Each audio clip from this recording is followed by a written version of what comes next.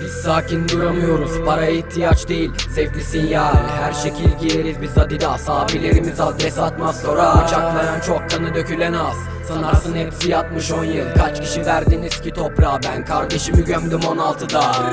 Sorular derin, hayat bana hiç cevap vermiyor. Her zaman tek başıma bırakıyor, köşede illa biri bekliyor. Bir sorunum yok, hiç arayan yok.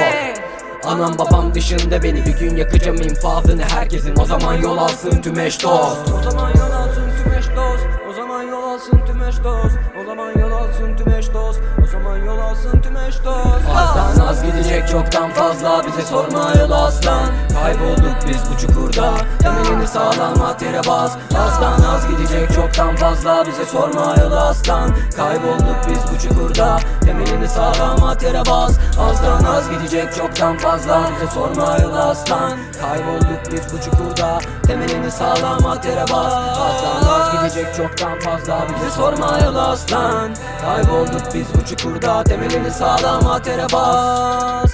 Her gece 2 beat harca, her gece 4 verse yazmam gerekiyor, ben geziyorum hantal gibi. Ne yaptığımı bana sorma, seviden bekliyorlar gençler. Her köşe başında kafaları uçmuş, hisleri yok kalpleri taş gibi. Ama onlara hep hayat sert vurmuş. Sert görünenlerin içinde vardır elbet yumuşacık bir insan.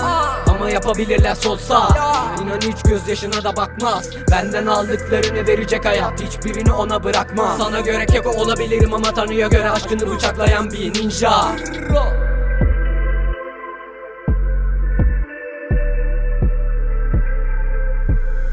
Azdan az gidecek çoktan fazla, bize sorma yol asla. Kaybolduk biz bu çukurda, temelini sağlam at yere bas. Azdan az gidecek çoktan fazla, bize sorma yol aslan. Kaybolduk biz bu çukurda, temelini sağlam at yere bas. Azdan az gidecek çoktan fazla, bize sorma yol aslan. Kaybolduk biz bu çukurda, temelini sağlam at yere bas. Azdan az gidecek çoktan fazla, bize sorma yol aslan. Kaybolduk biz bu çukurda, temelini sağlam at yere bas.